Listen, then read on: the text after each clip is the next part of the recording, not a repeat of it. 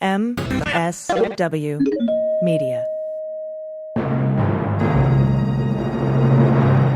Hello, and welcome to the second season of the Martin Sheen podcast.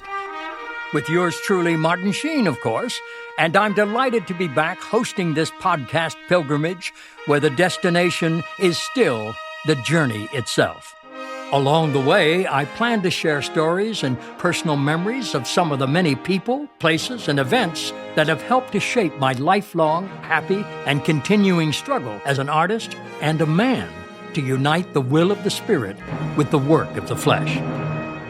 I also hope to explore poetry as a powerful form of expression and communication by proxy, as it were, and how poetry is such a vital and necessary component of our spirituality and our public discourse. And from time to time, I'll invite friends, fellow actors, poets, scholars, and family members to join our pilgrimage and discuss what inspires their artistic journey. And so, friends, let us begin.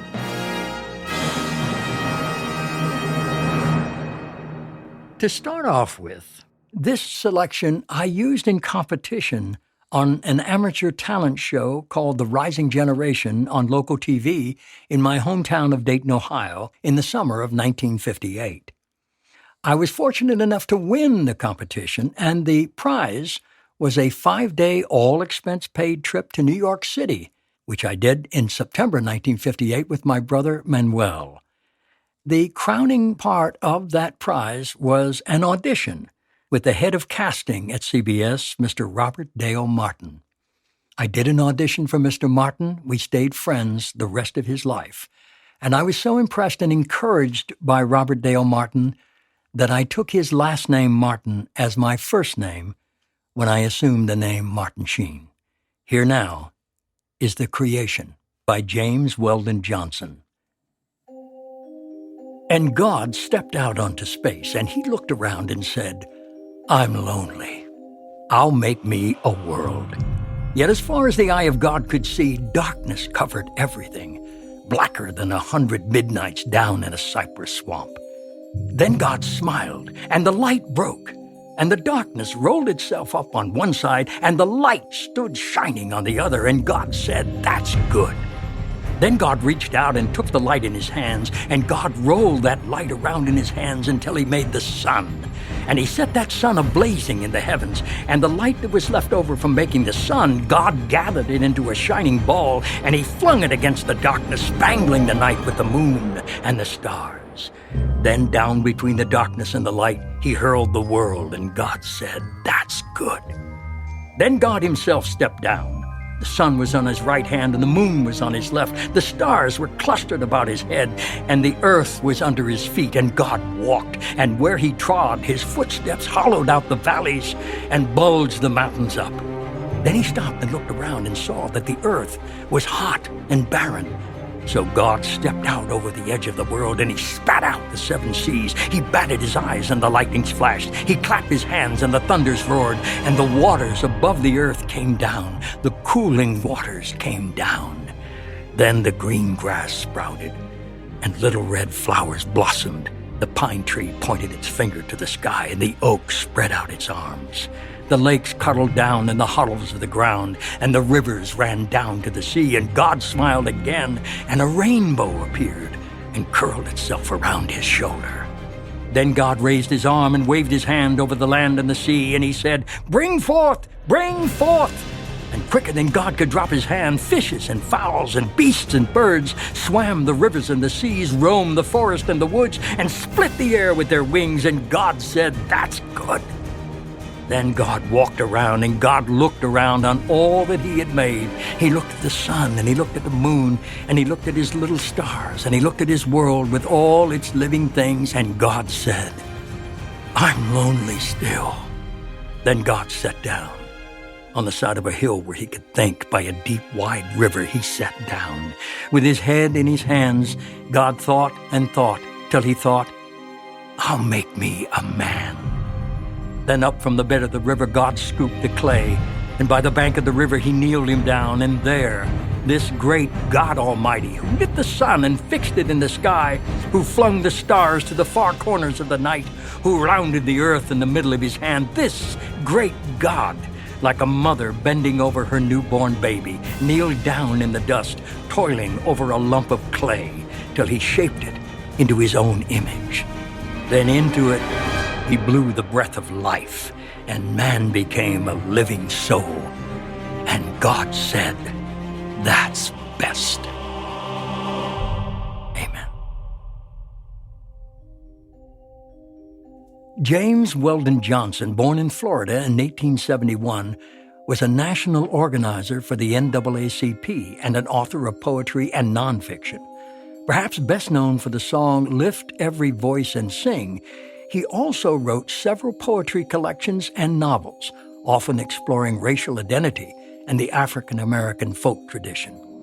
James Weldon Johnson was born June 17, 1871, in Jacksonville, Florida. He died on June 26, 1938, after a train hit his car in West Cassett, Maine. His funeral was held in Harlem. Johnson was 67 years old. We're going to take a brief pause now, but please don't go away. There's a lot more to come. And we're back. Consider this quote from Albert Einstein. Logic will take you from A to B. Imagination will take you everywhere. I learned this next poem while I was in high school to use in competition in the National Forensic League, and I did very well with it. But I lost touch with the poem over the years, and only recently I got reacquainted while I was campaigning for Senator Sherrod Brown in my home state of Ohio. I was asked to do the poem at one of the campaign stops, and I was glad to do so. I'd forgotten how much I really liked this poem and how much a great deal of it really stuck in my memory. It's by Robert W. Service. He was born in 1874 and died in 1958. Service was known as the Yukon poet, and this poem was perhaps his most famous. It concerns the cremation of a prospector who freezes to death near Lake LaBarge in the Yukon in Canada. Here then, the cremation of Sam McGee. There are strange things done in the midnight sun by the men who moil for gold. The Arctic trails have their secret tales that would make your blood run cold. The Northern Lights have seen queer sights, but the queerest they ever did see was that night in the marge of Lake LaBarge. I cremated Sam McGee. Now, Sam McGee was from Tennessee, where the cotton blooms and blows. Why he left his home in the South to roam round the pole, God only knows. He was always cold, but the land of the gold seemed to hold him like a spell, though he'd often say, in his homely way, that he'd sooner live in hell. On a Christmas day, we were mushing our way over the Dawson Trail. Talk of your cold, through the porker's fold, it stabbed like a driven nail. If our eyes we closed, then the lashes froze till sometimes we couldn't see. It wasn't much fun, but the only one to whimper was Sam McGee. And that very night, as we lay packed tight in our robes beneath the snow, and the dogs were fed and the stars o'erhead were dancing heel and toe, and he turned to me, and "Cap," says he, "I'll cash in this trip, I guess. And if I do, I'm asking that you won't refuse my last request." Well, he seemed so low that I couldn't say no. Then he says with a sort of a moan, "It's the cursed cold, and it's got right hold till I'm chilled clean through to the bone. Yet 'tain't being dead, it's my awful dread of the icy grave that pains, so I want you to swear that foul or fair you'll cremate my last remains." A pal's last need is a thing to heed, so I swore I would not fail, and we started on at the streak of dawn. But God, he looked ghostly pale. He crouched on the sleigh, and he raved all day of his home in Tennessee. And before nightfall, a corpse was all that was left of Sam McGee.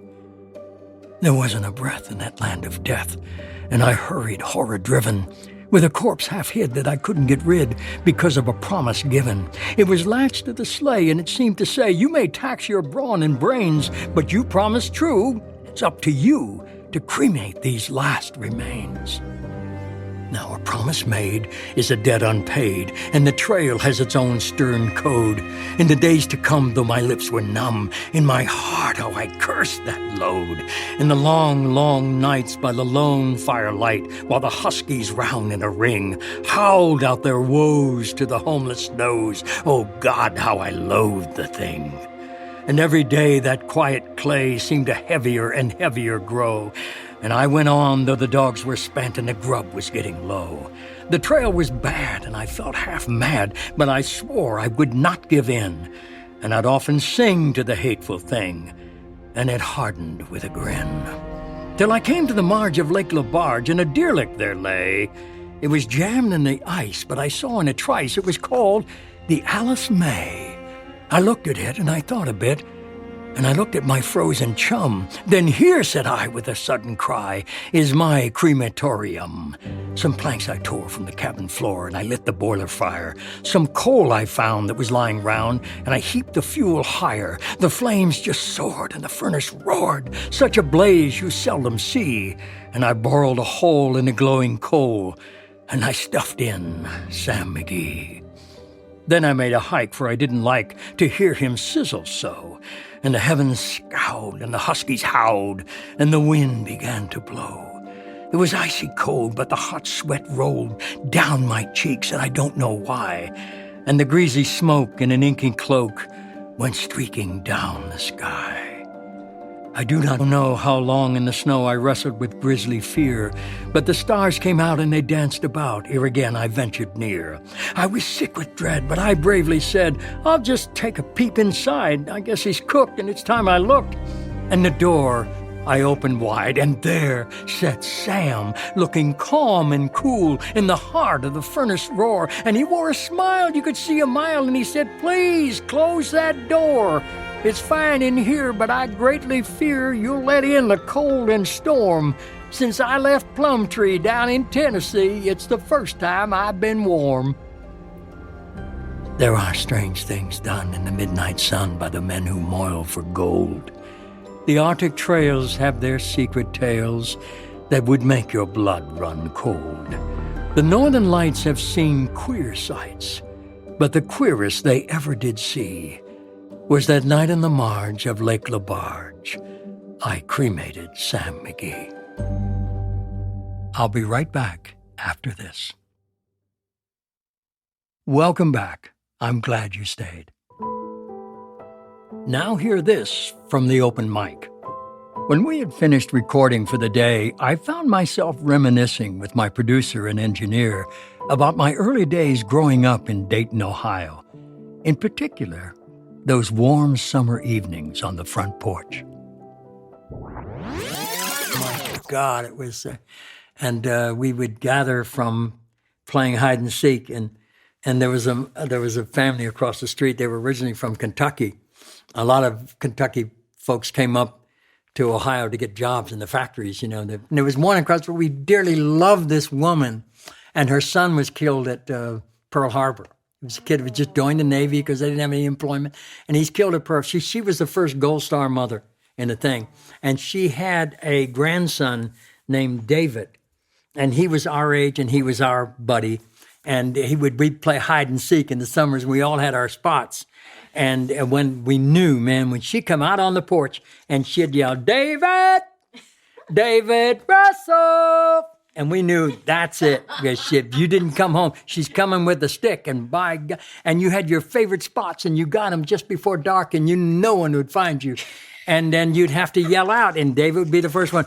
Ollie, ollie, in free. You know what that meant? All ye in free. That's what it meant. Ollie, ollie, in free, so that nobody gets caught now. Everybody's safe.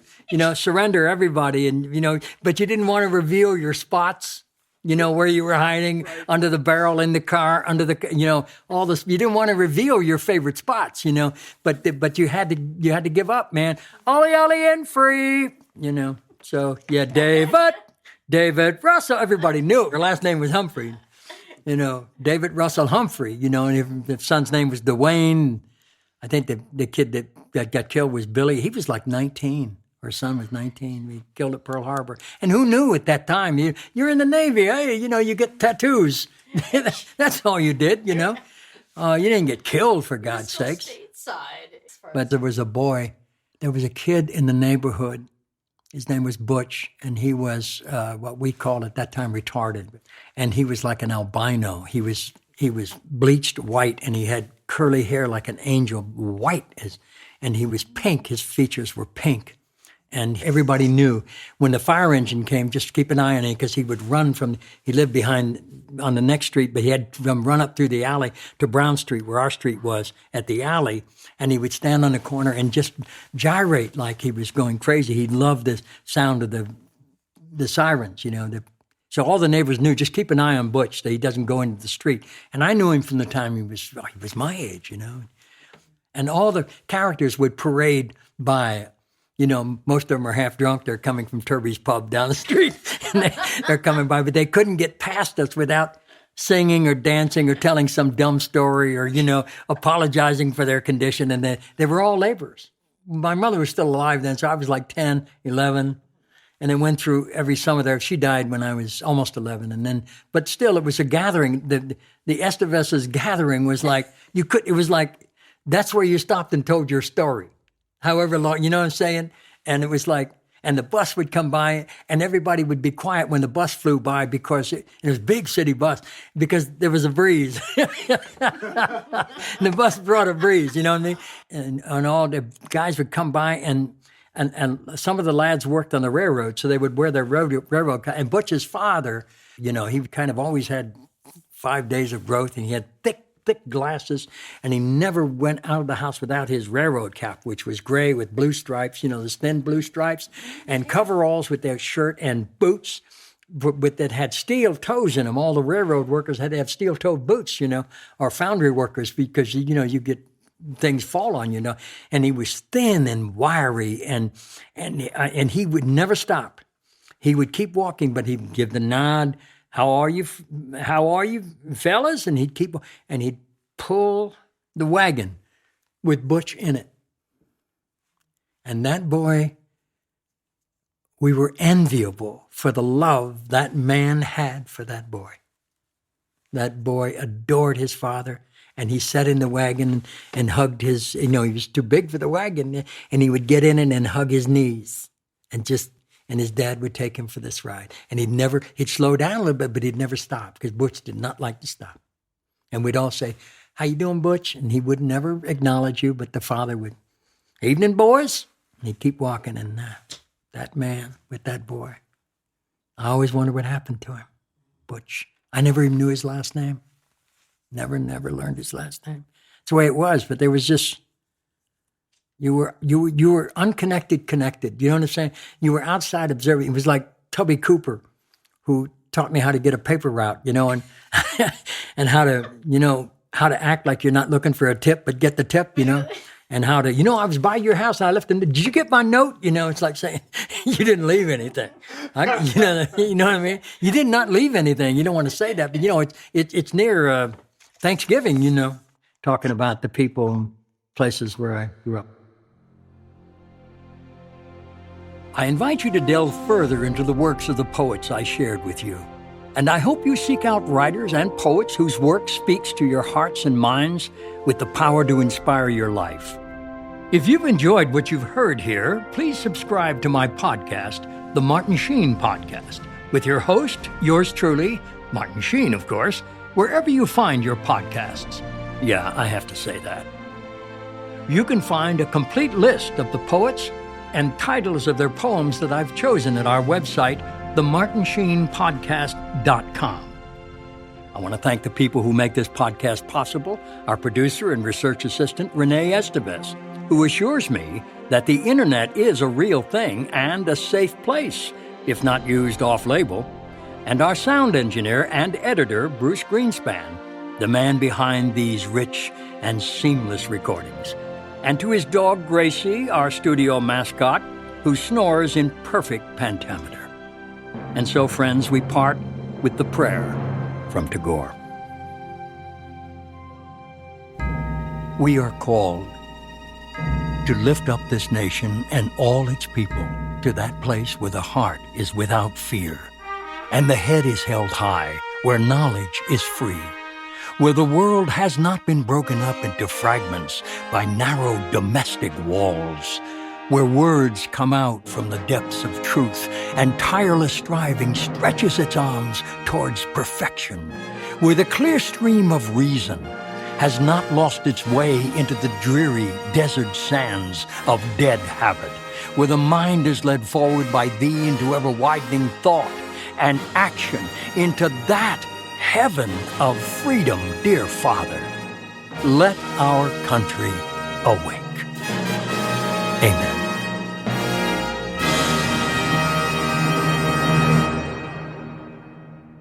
The Martin Sheen Podcast, all rights reserved. No part of this podcast may be reproduced, distributed, or transmitted in any form without prior written consent of the author and TE Productions.